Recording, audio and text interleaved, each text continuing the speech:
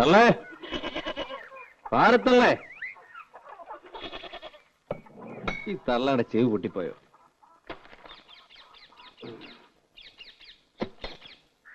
പാരത്തള്ളേ.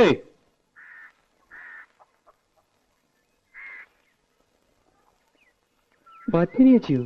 ഇത് വലിയ അതിശയായി പോയല്ലോ. അമ്മ എങ്ങനെയൊക്കെയാ വിളിക്കണേ?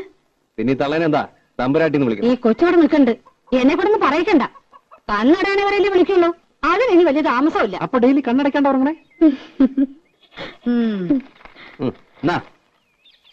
വെട്ടിത്തിളപ്പിച്ച് കുടിക്കേ. മാസത്തിൽ ഒരു ആടുതല വിഴുങ്ങില്ലെങ്കിൽ നടുവ് പൊങ്ങില്ലാന്ന് സൂത്ര.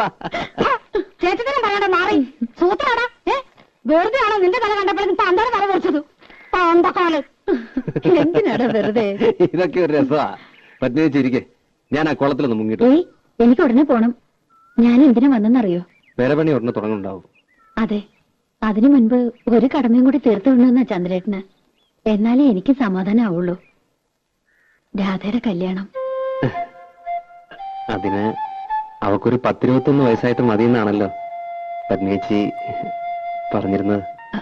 അതെ, പക്ഷേ ഞാൻ ആലോചിച്ചപ്പോ ചന്ദ്രേട്ടനുള്ളതുകൊണ്ട് എനിക്കൊരു കൂട്ടിന് ആവശ്യമില്ല. നിന്റെ വയസ്സ് കൂടുതല്ലേ, നിന്റെ അമ്മ അതന്നെ പറയണേ. അമ്മ പറഞ്ഞൊന്നും കാര്യമാക്കണ്ട കേട്ടോ. അതല്ല, അവർക്കും ഇല്ലേടെ ആഗ്രഹങ്ങള്, നിന്റെ ഒരു കുട്ടി എടുക്കണമെന്നും കൊഞ്ചിക്കണമെന്നൊക്കെ.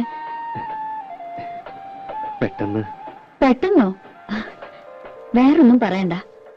വീട് നന്നാക്കണമെങ്കിലോ കല്യാണ ചെലവിനോ അവൾക്ക് വേണ്ട സ്വർണ്ണ തുണിയോ ഒക്കെ ഞാൻ നോക്കിക്കോളാം. അവൾക്ക് എത്ര കൊടുത്താലും നിന്റെ കടം തീരില്ല. എനിക്ക് ഈ ലോകത്ത് ബന്ധമെന്ന് പറയാൻ ഒരേട്ടം മാത്രമേ ഉള്ളൂ. അവരൊന്നും തിരിഞ്ഞു നോക്കാറോടില്ല. രാധ എന്റെ സ്വന്തം അനിയത്തിക്കുട്ടി തന്നെയാ.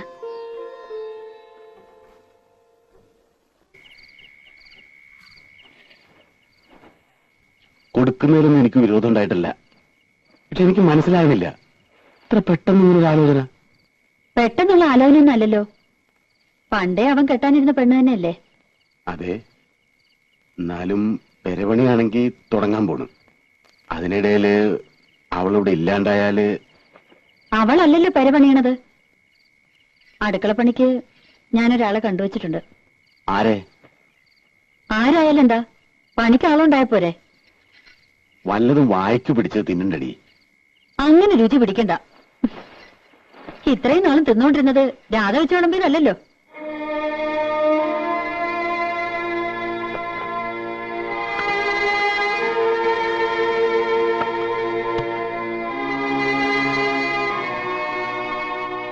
നീ എന്തൊന്നും പറയാത്തെ? മനസ്സിൽ എന്താന്ന് വെച്ചാ പറയേ. ഒന്നുമില്ല, 2-3 കൊല്ലം കൂടി കഴിഞ്ഞിട്ട്. അവനിപ്പോ പ്രായം എന്തായെന്ന വിചാരം? എത്ര നാളെന്ന് വെച്ചാ അവൻ കാത്തിരിക്ക? അവന് മനസ്സിലാക്കണ്ട നീ?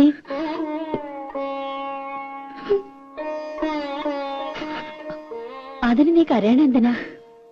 പാപ്പേച്ചിക്ക് മനസ്സിലാവും. എത്ര അടുപ്പുണ്ടെങ്കിലും കല്യാണം എന്നൊക്കെ പറയുമ്പോ ഏതൊരു പെൺകുട്ടിക്കും ഉണ്ടാവും പേടി. നിന്നെ അവൻ പൊന്നുപോലെ നോക്കിയോളും. ഇങ്ങനെ കരയാൻ അവൻ ഒരിക്കലും ഇടവരുത്തില്ല. കരയാവള്? എന്റെ പത്മിനി വെറുതെ അവളെ എന്തിനാ നിർബന്ധിച്ച് സമ്മതിപ്പിക്കുന്നേ? കല്യാണം എന്നൊക്കെ പറഞ്ഞ ഓരോരുത്തരുടെ ഇഷ്ടാ. അതിനവൾക്ക് ഇഷ്ടക്കേടൊന്നുമില്ല. ആ, ഞാൻ കാലിക്കറ്റ് പോയിട്ട് ചിലപ്പോ ഒരു ഇത്തിരി ലേറ്റ് ആവും. ആ കോൺട്രാക്ടർ ഒന്ന് കണ്ടിട്ട് വരൂ.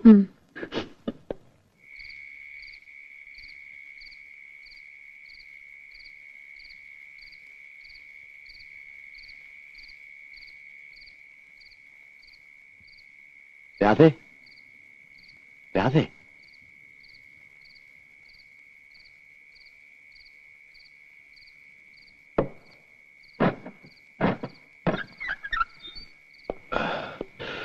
പപ്പേച്ചി കിടന്നു. 10 മണി വരെ കാത്തു.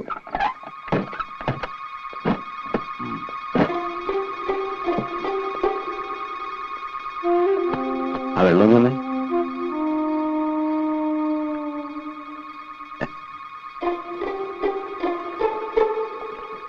നിന്റെ കൈ കൊണ്ട് തന്നിട്ടാന്ന് തോന്നുന്നു. നല്ല മധുരം. നിനക്കെന്താടി ഒരു വിഷാദം? നിനക്കിഷ്ടമില്ലെങ്കിൽ അവനെ കെട്ടുമെന്ന് പറഞ്ഞിട്ടോ. ശരിക്കും പറഞ്ഞ ഒരു ചേർച്ചയില്ല. കുരങ്ങന്റെ കയ്യിൽ പൂമാല കിട്ടിയ പോലെയാവും. നീ വിഷമിക്കൊന്നും വേണ്ട, അവൻ പോട്ടടി. ഈ ചന്ദ്രേട്ടനുള്ളിടത്തോളം കാലം നിനക്ക് ഒന്നിനും ഒരു കുറവുണ്ടാവില്ല. രാജകുമാരിയെ പോലെ നിനക്ക് ഇവിടെ ജീവിക്കാം. ചന്ദ്രേട്ടൻ പോയി കുളിച്ച് ഊണ് കഴിക്കാൻ നോക്ക്. ഞാനും ഉണ്ട്. ഇനി ഒന്ന് കിടന്നാ മതി.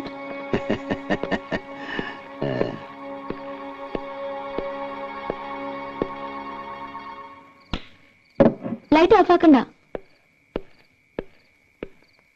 ഇനിയിപ്പോ നീ എന്തിനാ ഇവിടെ ഒറ്റയ്ക്ക് നിൽക്കുന്നേ? വാ, നമുക്കൊരു കിടക്കാം. ചന്ദ്രേട്ടാ, ഇനി ഞാൻ പറഞ്ഞില്ലേ, ഉച്ചയ്ക്ക് നന്നായിട്ട്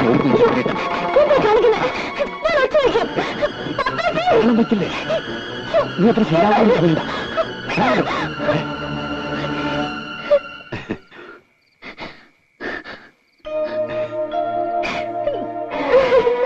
എന്നെ കണ്ടവള് വല്ലാതെ പേടിച്ചു, പാവം. ആ, പെരവണി അടുത്ത ആഴ്ച തുടങ്ങാൻ കേട്ടോ. ഞാനൊന്ന് കുളിക്കട്ടെ, വല്ലാത്ത വിശപ്പ്.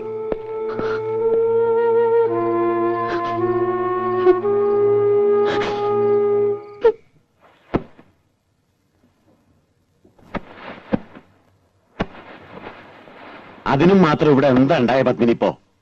ദേ, നമ്മൾ വെറുതെ സംസാരിച്ച് വഷളാക്കണ്ട. ഒന്നും ഉണ്ടായിട്ടില്ല, സമ്മതിക്കണു. പോരെ? പിന്നെ എന്തിനാ അവളെ ഇപ്പൊ പറഞ്ഞേക്കണേ? അവൾക്ക് പോണം. 20,000 രൂപയും 10 പവന്റെ ആഭരണവും ഞാൻ കൊടുക്കുന്നുണ്ട്. ഭയങ്കര ക്രൂരത നീ കാട്ടണേ.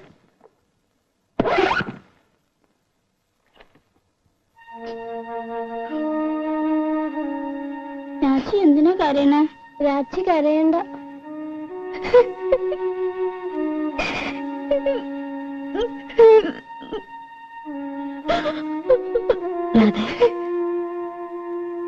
കുട്ടികളെ വിഷമിപ്പിക്കാതെ അവരെ ഒരുക്കി സ്കൂളിൽ വിട.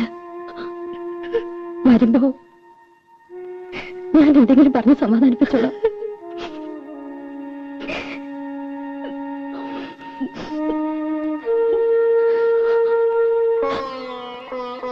മോളെ, പപ്പേച്ചയുടെ ജീവിതം മാത്രമല്ല,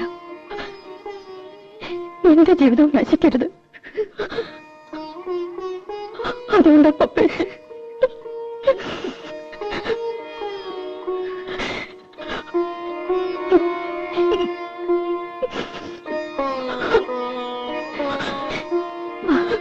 രാജി കുളിപ്പിച്ച് സ്കൂളിൽ കൊണ്ടാക്കാം.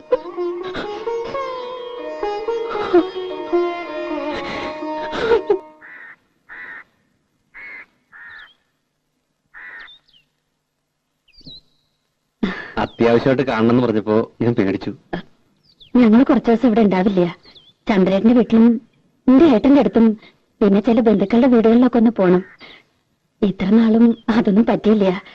അതുകൊണ്ട് രാധ കുറച്ചു ദിവസം എന്റെ വീട്ടിലൊന്ന് നിൽക്കട്ടെ. അത് വീട്ടിലേക്ക് കൊണ്ടുപോകുമ്പോ ഒരു മണവാട്ടിയായിട്ട് കൊണ്ടുപോകണമെന്ന് ആശ. അത് സാരല്ല, നാളെയോ മറ്റന്നാളോ എന്നു വെച്ചാൽ ആ ചടങ്ങ് അങ്ങോട്ട് നടത്തുക. പൊന്നും ഡ്രസ്സും കാശും ഒക്കെ അവളുടെ കയ്യിലുണ്ട്. അത് കഴിഞ്ഞിട്ട് ഞങ്ങൾ പോണുള്ളൂ. അങ്ങനെ അടാപിടിയെന്ന്